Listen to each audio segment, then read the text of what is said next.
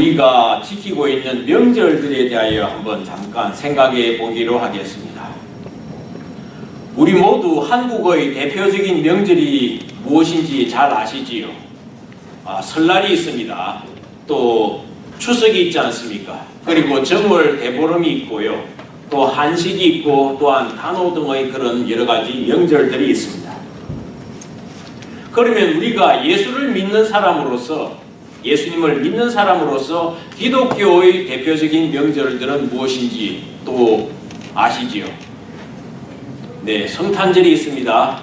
또 부활절이 있습니다. 또 오늘 우리들이 함께 생각하고 기억하고 지키는 성령 강림절이 있습니다.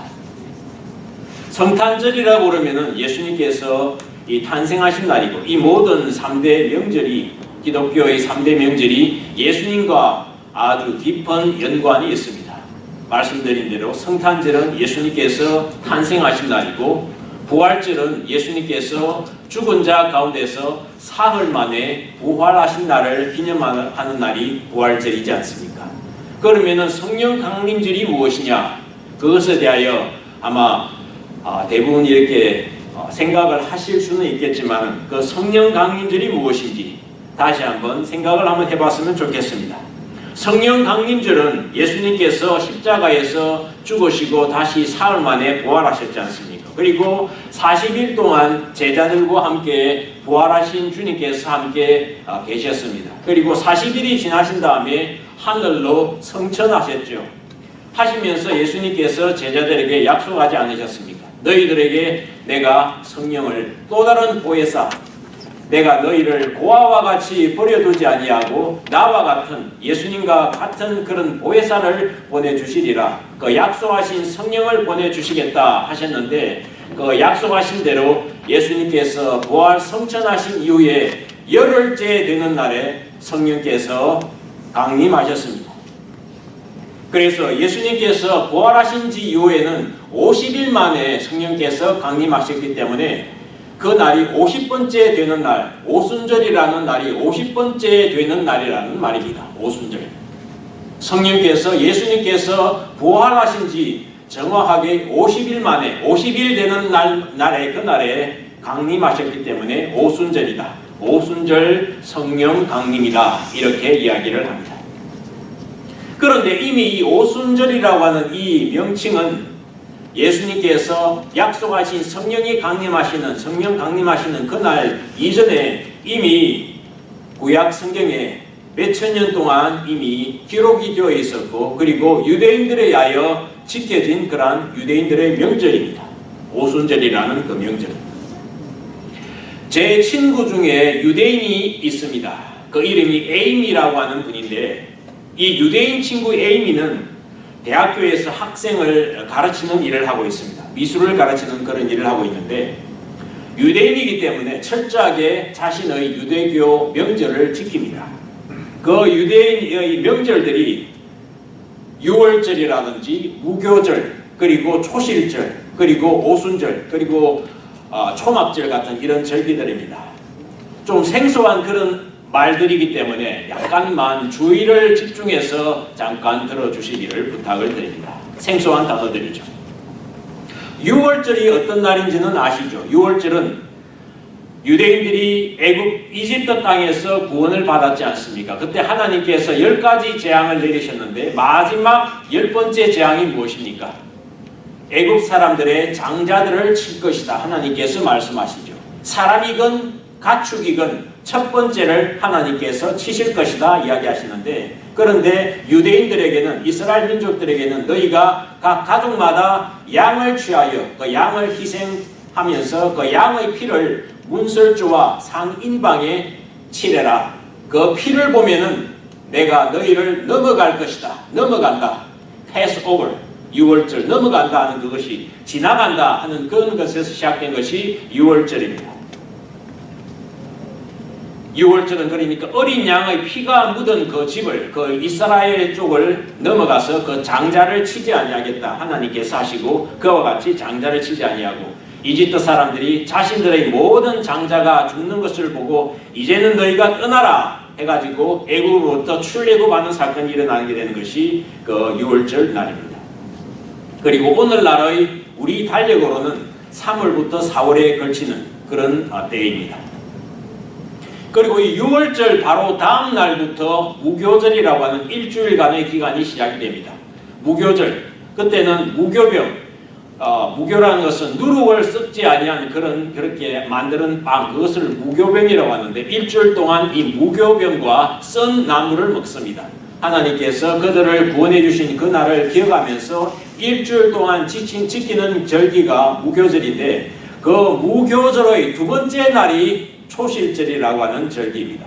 초실절, 그것은 처음 초자 열매 실자 해가지고 처음 열매를 하나님께, 처음 곡식단을 하나님께 이렇게 흔들면서 바치는 그런 날입니다. 그렇기 때문에 6월절 이후로는 3일째 되는 날입니다. 그 날이 초실절입니다. 그리고 이 초실절로부터 계산하여 50번째 되는 날이 오순절입니다. 그날부터 7주일, 7주일의 지나가게 됩니다. 그것을 그래서 오순절을 77절이라고도 하고 7번의 주일이 지나간다 해서 77절이라고도 하고 그 맥추절이라고 하는데, 보리들을 다 거두어서 하나님께 감사하며 이렇게 드리는 그 날이기 때문에 오순절을 77절이라고도 하고 맥추절이라고 합니다. 그러니까 6월절 지난 지 3일 만이 초실절이고 초실절로부터 50일째 되는 날이 오순절입니다. 왜 이러한 유대인의 절기들이 중요하냐? 이 6월절이 바로 예수님을 가르치는 것이고, 예수님을 가르쳐서 6월절의 어린 양이라고 합니다. 예수님께서 바로 6월절 당일에 돌아가셨습니다. 유대인 지도자들이 6월절은 명절이니까 사람을 잡아 죽이는 일을 피하자 이렇게 했는데, 하나님의 섭리 가운데 예수님께서는 그 6월절 당일에 정확하게 돌아가셨습니다. 또 그 정확한 시간에 돌아가셨다고 하는 이야기를 제가 이스라엘에 갔을 때 들은 적이 있습니다. 6월절 당일에 예수님께서 6월절의 어린 양으로서 희생을 당하셨습니다. 그리고 초실절인 그 사흘 만에 예수님께서 정확하게 부활하셨습니다. 그러니까 유대인들이 몇천 년 동안 지금도 지키고 있습니다. 지금도 지키고 있는 6월절과 그리고 그날에 예수님께서 희생을 당하셨고 초실절날 그 사흘 만에 예수님께서 부활하셨습니다. 그리고 그 초실절 이후에 50일에 예수님께서 말씀하신 대로 성령께서 강림하셔서 첫 번째 신자들이 예수님이 부활의 첫 번째 열매로서 하나님께 드린 바 되었고, 그리고 이제 교회가 오순절날 성령께서 강림하심으로 맥추절, 이 77절이 지난 이렇게 7일이가 지난 오순절에 성령께서 강림하심으로 하나님의 교회가 시작하게 된 줄 믿으시기 바랍니다. 예수님께서 부활하실 때 이런 말씀을 하십니다. 첫 번째 예수님의 부활의 증거자가 누굽니까? 막달라 마리아지 않습니까? 첫 번째 예수님을 보고 처음에는 못 알아봤는데 예수님을 보고 너무나 반가운 마음 가운데 라보니, 랍비 선생님을 이렇게 친근하게 부르는 이름이겠죠. 라보니 이렇게 부르면서 예수님을 이렇게 만지려고 합니다. 근데 예수님이 나를 만지지 마라. 내가 아직 아버지께로 올라가지 아니하였다. 이렇게 말씀하십니다. 그리고 그 다음에 이제 얼마 지나지 않아가지고 제자들이 사람들을, 유대인들을 두려워해가지고 문을 꽁꽁 닫고 이렇게 있는데 그 문이 닫힌 그 사이를 이렇게 부활하신 영체이시기 때문에 그냥 들어오셔가지고 말씀하시면서, 그때는 도마가 없었지 않습니까? 그래가지고 도마가 나중에 제자들로부터 부활하신 예수님을 만났다 그러니까 내가 그 손을 예수님의 그 못자국 난 그 손에 넣어보고 또 그 옆구리에 찔린 창자국에 넣어보기 전에는 내가 믿지 않겠다 그랬더니, 두 번째 예수님께서 도마가 있을 때 다시 나타나셔서 도마에게 말씀하시죠. 너 손을 내밀어 가지고 내 손에 넣어보고 내 옆구리에 넣어보라. 나를 만져보라 하셨습니다. 그것은 처음에는 마리아에게 나를 만지지 말라. 내가 아버지께로 올라가지 아직 아니하였다.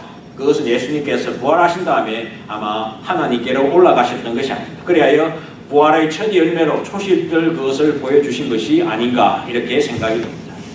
그리고 정확하게 50일째 되는 날 성령께서, 주님께서 말씀하신 대로 성령께서 강림하셨습니다. 그러므로 이 오순절과 이 유대인의 모든 절기들이 이렇게 일치하는 것은 우연이 아니다. 하나님께서 역사를 주관하신다. 역사라고 하는 것이 하나님의 수중에 있다. 시기와 절기와 때와 순서가 사람들이 생각하기에 역사라고 하는 것이 그저 흘러가는 것 같지만은 하나님이 약속한 그 예언의 말씀대로 역사가 이루어진다 하는 것을 가만히 한번 생각해 보면은 정말 우리로서는 어리둥절해지고 어리벙벙해지고 정말 하나님이 정말 놀라우신 하나님이시구나. 또 주님께서 말씀하시기를 인자는 그 기록된 대로 인자는 예언된 대로 그 길을 가거니와 이렇게 말씀을 하십니다. 말씀된 대로 주님께서는 길을 걸어가시고 또 주님께서는 약속하시는 대로 또한 다시 오시는 줄로 믿습니다. 이 오순절 날에는 그 해의 수확을 거두었습니다.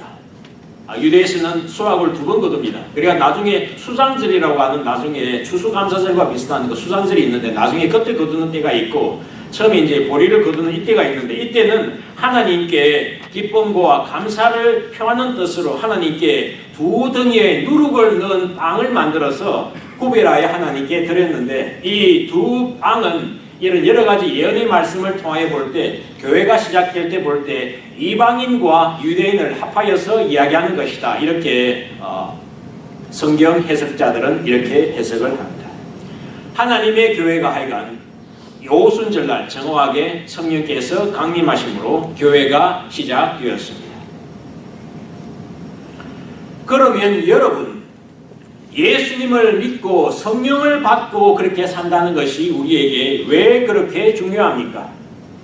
왜 하나님께서는 이스라엘 역사의 그 민족의 수천 년 역사를 통하여서 이 날을 미리 정하셔서 영원한 규례로 대대에 지키라 이렇게 말씀을 하셨고 그리하여 이스라엘 민족이 수천 년 동안 그것을 지키게 하셨고 이를 통해 예수님의 인류 구원 역사와 그리고 그로 인한 성령님의 강림을 이렇게 준비하게 하신 것이겠습니까? 그리스도 중심의 생활에서 성령의 충만함을 받는다는 것은 무슨 의미를 가지는 것입니까? 성령 충만함이 없는 성도는 그러면 어떤 의미입니까? 성령 충만함이 없는 성도, 즉 하나님의 영이 계시는 것 같지만 충만하게 임재하셔서 하나님의 인도함을 받지 못하는 성도, 그러한 성도라고 하는 것은 마치 추어탕에 미꾸라지가 없는 것과 마찬가지가 아닌가? 여러분 추어탕 좋아하시죠? 예. 네. 그런데 거기에 미꾸라지가 없다. 그런 성도가 아닌가? 껍데기뿐인 기독교인이 된다. 그런 이야기입니다. 왜냐하면 거룩한 성령보다 세상이 그 세상의 모든 것들이 충만한 그런 그리스도인이 되어버리기 때문입니다. 그렇기 때문에 성령이 충만하시다 하는 그것은 기독교의 에센스의 에센스가 되는 것입니다. 오늘 본문을 보면 오순절날 성령께서 강림하실 때에 제자들이 모두 한자리에 모여 있었습니다. 무엇을 하기 위하여 모여 있었습니까? 사도행전에서 보면은 성령께서 강림하시기 전에 이들이 모여서 기도에 전혀 힘썼다 이렇게 말씀을 하고 있습니다. 기도에 전혀 힘썼다. 모든 제자가 다 거기 있어 여자들과 예수의 모친 마리아와 예수의 아우들로 더불어 마음을 같이하여 전혀 기도에 힘쓰니라. 모인 무리의 수가 한 120명이나 되더라. 예수께서 부활 성천하시며 오직 성령이 그들에게 임하시면 그들이 권능을 받고 예루살렘과 유대와 사마리아와 땅끝까지 이르러 예수님의 증인이 되리라 하신 그 명령을 지키기 위하여 그 자리에 모여 함께 일심으로 기도를 한 것입니다.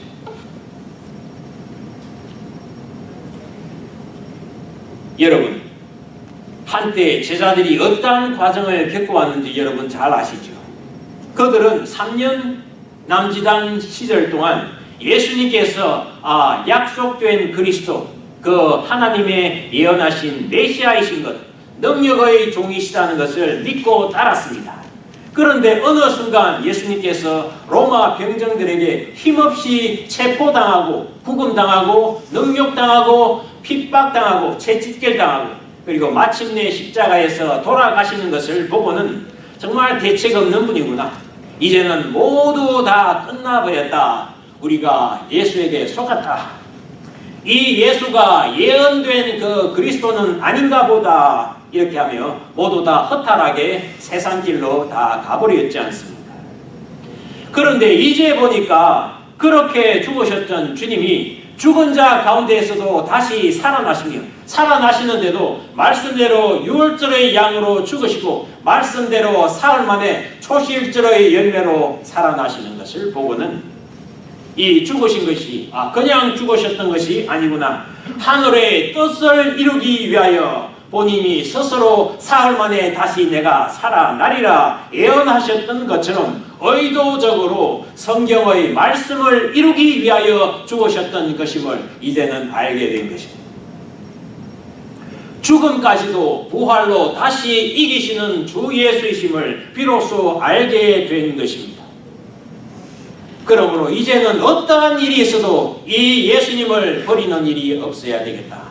이 예수님이 시키시는 일은 어떠한 일이 있어도 우리가 이제는 해야 되겠다 하는 그런 각오를 철저하게 가지고 이 사람들이 열흘 동안 한 자리에 모여서 일심으로 합력하여 기도를 한 것입니다. 확실하게 이제는 주님을 따라야 되겠다. 그리고 그 주님을 따르는 길에 있어서는 자신들이 과거의 그 삶을 보니까 자신들의 힘만으로는 도저히 안 되더라.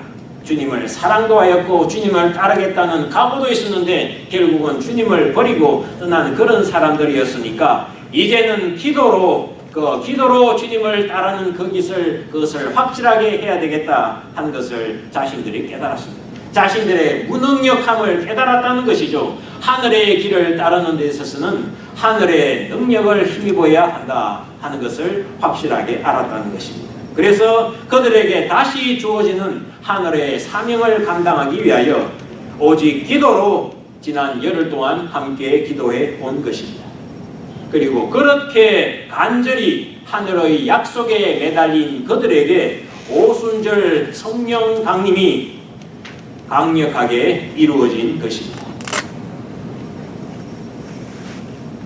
그때 호련히 하늘로부터 급하고 강한 바람 같은 소리가 있어 저희 앉은 온 집에 가득하며 불의 혀같이 갈라지는 것이 저희에게 보여 각 사람 위에 임하여 있었다고 본문에서는 증언하고 있습니다. 그들이 알지 못했던 힘, 제3의 힘, 영적인 힘, 하늘의 힘이 그들에게 임한 것입니다.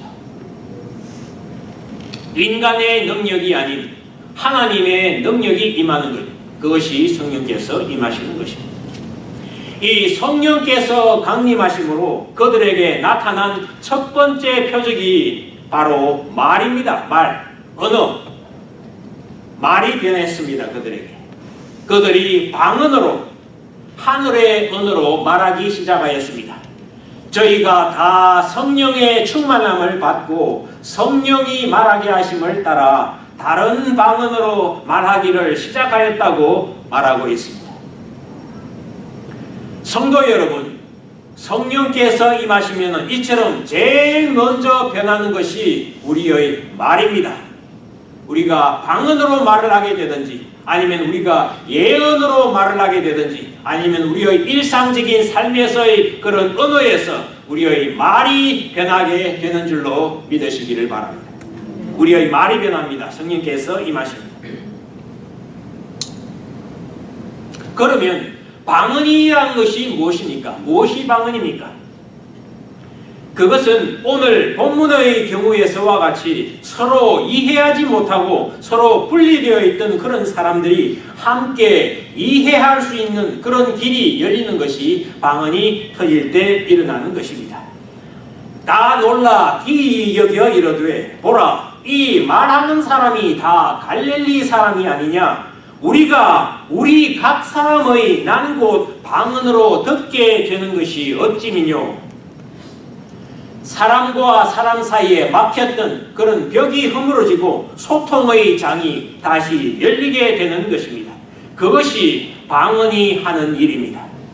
즉 성령께서 오심으로 사람들 사이에 언어 장벽이 허물어지는 것입니다. 우리 사이에, 우리 인간들 사이에 언어 장벽이라고 하는 것이 매우 큽니다. 영어, 스페인어, 한국어 여러 가지 언어들이 있지 않습니까? 그런 언어 차이로 인해서 생기는 벽이 높습니다. 또한 한국어를 똑같이 쓴다고 할지라도 서로 이해 못하는 그런 경우도 아주 많이 있지 않습니까? 그러나 성령께서 임하시면은 우리 사이, 교회 사람들 사이에서나 또는 인종들 사이에서나 모든 경우에 있어서 그런 소통의 벽이 허물어지고 불통이라고 하는 것이 없어지고 서로 소통하는 일이 이루어진다. 하나님의 영인 성령은 화해와 소통의 일을 하신다 하는 것을 기억하시기 바랍니다.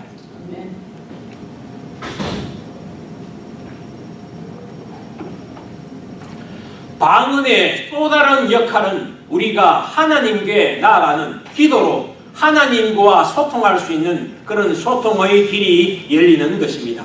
성경은 이에 대하여 다음과 같이 말씀하고 있습니다. 고린도전서 14장에 방언을 말하는 자는 사람에게 하지 아니하고 하나님께 하나니 이는 알아듣는 자가 없고 그 영으로 비밀을 말함이니라.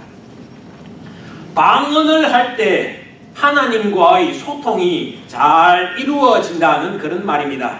우리의 영이 인간의 언어가 아닌 하늘나라 언어로 하나님께 직접 말하게 된다는 말입니다.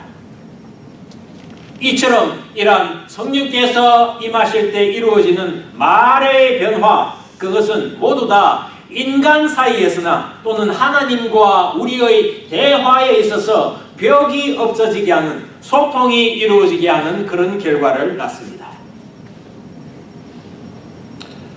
저도 방언을 대학생 때 받았습니다. 처음 저의 혀가 꼬이고 이상한 말이 터지기 시작한 그 순간은 놀라웠습니다. 저는 지금까지도 이 마음이 답답한 때에는 방언 기도로 하나님께 마음껏 이렇게 말씀을 드리고 하나님과 이렇게 심정으로 통하는 그런 통화를 하고 있습니다. 그런데 오늘 본문에서는 하나님의 성령께서 임하시면 두 번째의 표적, 즉 예언의 능이 나타난다고 말해줍니다. 방언뿐만 아니라 예언의 능이 나타난다. 보십시오.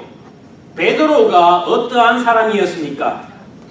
주를 부인하고 새벽 달기 3번 울자 자신이 예수님을 배신하는 것을 생각하고 밖에 나가서 슬피 울었던 그런 사람 아닙니까? 또 다른 모든 제자들은 이 두 번 말할 필요가 없는 그런 비겁한 자들이었지요. 이 제자들은 다 제 길로 흩어졌다가 주님께서 부활하셨다는 소식을 듣고는 이렇게 한자리에 모였지만은 유대인들이 두려워서 그 모인 자리에 문을 꽁꽁 닫고 모였던 그런 숨어있던 그런 사람들이지 않습니까? 그런데 이 베드로와 모든 제자들이 이제 하나님의 말씀을 전하고 있습니다. 성령께서 임하시니까 예언을 하고 있다는 말이지요. 다 놀라며 의혹하여 서로 가로되 이 어찌 일이냐 하며 또 어떤 이들은 조롱하여 가로되 저희가 새 술이 취하였다 하더라. 베드로가 11 사도와 같이 서서 소리를 높여 가로되 유대인들과 예루살렘에 사는 모든 사람들아 이 일을 너희로 알게 할 것이니 내 말에 귀를 기울이라. 때가 제3시니 너희 생각과 같이 이 사람들이 취한 것이 아니라 이는 곧 선지자 요엘로 말씀하신 것이니라. 그가 오순절 성령 강림이 일어난 연유를 분명하게 또 두려움 없이 증거하고 있습니다. 그 겁쟁이 베드로, 자신이 불이익을 당할까 하여서 꽁꽁 숨어있던 베드로와 이 11사도들이 모든 사람들 앞에 서서 하나님의 예언의 말씀을 전가하고 있습니다. 주 예수께서 다시 살아나셨다. 만민 중에 구원을 얻을 이름을 준 것은 이 주 예수 이름 외에는 없다. 주 예수를 믿어라. 그리하면 너와 네 집이 구원을 얻으리라. 이 예언의 말씀을 담대하게 전가하는 그러한 사람이 되었습니다. 그것이 성령이 임하셨을 때 나타난 두 번째 표적입니다. 성도 여러분, 이처럼 우리가 성령을 받았다면 그 증거가 무엇입니까? 우리가 사람을 그리고 세상을 두려워하지 않게 된다는 것입니다. 하나님의 말씀을 이제는 확실히 알고 하나님의 말씀, 이 예언의 말씀을 담대하게 선포하게 된다는 것입니다. 믿음으로 살고 사나 죽으나 주를 위해 그렇게 살고 죽는 자가 된다 하는 것입니다. 우리 입술에서 모든 사람들에게 하나님이 그들에게 원하시는 것이 무엇인가 이 예언의 말씀을 담대하게 선포하게 된다는 것입니다. 주 예수를 믿어라. 길거리에 나가서 주 예수를 믿어라 선포하게 된다 하는 것입니다. 하나님이 가라사대 말세에 내가 내 영으로 모든 육체에게 부어주리니 너희의 자녀들은 예언할 것이요 너희의 젊은이들은 환상을 보고 너희의 늙은이들은 꿈을 꾸리라. 그때에 내가 내 영으로 내 남종과 여종들에게 부어주리니 저희가 예언할 것이라.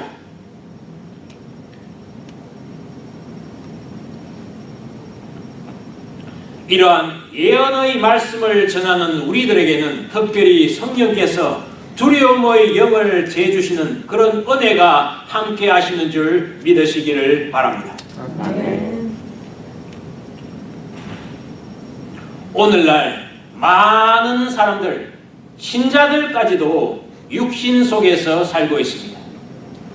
육신의 생각을 하고 육신의 본능과 감정에 충실하고 그러한 육신의 눈높이에서 결단하고 노력하며 온갖 고생을 하며 살아갑니다. 하루 종일 육신의 문제와 환경의 문제에서 벗어나지를 못해요. 그것은 늘 우리를 피곤하게 하고 고통스럽게 합니다. 세상에 살면서 세상에 눌릴 수밖에 없는 그런 길을 걸어갑니다. 육신 속에서 살고 있기 때문입니다. 새벽에 일찍 일어나고 늦게 누우면서 수고의 떡을 먹어도 평안이 없고 두려움이 옵니다. 내일 또 똑같은 일을 반복하는 육신의 삶 속에서 기쁨과 희망 대신 절망감 그런 것을 먼저 느끼게 됩니다. 우리 그리스도인들은 우리의 영을 깨우고 영으로 사는 법을 배우고 누리고 경험해야 합니다. 영의 생각이 무엇인지, 영의 감동이 무엇인지 알고 하나님의 영이신 성령으로부터 오는 감동이 무엇인지, 그분과 어떻게 놀랍게 교제하는 것이 무엇인지, 그 영의 흐름이 무엇인지, 이 기도가 얼마나 달콤하고 행복한 것인지 배우고 누리는 사람들이 되어야 합니다. 육신으로부터 온 생각은 사망의 열매를 맺을 수밖에 없습니다. 성경은 그와 같이 전가합니다. 그러나 성령으로부터 온 것들은 놀라운 열매들을 맺습니다. 평화로움, 거룩함, 놀라운 사랑, 긍휼히 여김, 깊은 감사와 안식과 쉼, 생명이 가득하고 깊이를 청량할 수 없는 평안함을 누릴 수 있게 되는 것입니다. 여러분, 성령께서는 우리와 함께 하십니다. 겁쟁이 베드로를 사도 중 어떠민 베드로로 변화시키신 분이 바로 성령이십니다. 그 성령께서는 오늘 우리 또한 변화시키십니다. 우리가 그분을 모시고 기도할 때 성령께서는 우리에게 하늘의 능력과 은혜로서 채워주시는 것입니다. 함께 모여 간절히 기도한 제자들에게 이 성령께서 임하신 그 역사를 볼 때 우리 또한 모이기를 패하지 말고 함께 열심히 기도하여 이 놀라운 역사를 체험하는 우리가 되어야 합니다. 누가 자신의 신앙생활이 패배와 절망과 고통 가운데 끝나기를 원하는 사람이 누가 있습니까? 누구나 다 신앙생활에서 승리하기 원하지 않습니까? 하늘의 능력으로 하늘의 길을 가고 이 하늘의 사명을 감당하기 원하는 것이 바로 우리 믿는 사람들이지 않습니까? 이와 같이 승리하려면 주의 영께서 함께 하셔야 그것 외에는 길이 없습니다. 육신의 생활로 지치셨습니까? 피곤하십니까? 소망보다 두려움이 앞서십니까? 성령을 받으시기 바랍니다. 주님의 제자들이 자신들의 실패를 솔직히 고백하고 주님 앞에 무릎 꿇고 간절히 함께 기도하였을 때 성령께서 내려 새 사람이 되지 않았습니까? 그리고 그러한 새 사람으로서 새 인생을 걸어가는 그 길이 열렸듯이 우리 또한 우리의 안일한 기도 생활과 육신의 생각에 매여 불안과 초조와 두려움으로 겁쟁이로 웅크리기보다 하늘의 언어와 내 입술에서 세상 구원을 위한 복음의 예언의 말씀이 터져 나오는 그러한 어두운 세상에서 담대하게 하늘의 능력을 전하는 저와 여러분이 될 수 있기를 기도합니다. 아멘. 내가 아버지께 구하겠으니 그가 또 다른 보혜사를 너희에게 주사 영원토록 너희와 함께 있게 하시리니 저는 진리의 영이라. 세상은 능히 저를 받지 못하나니 이는 저를 보지도 못하고 알지도 못함이라.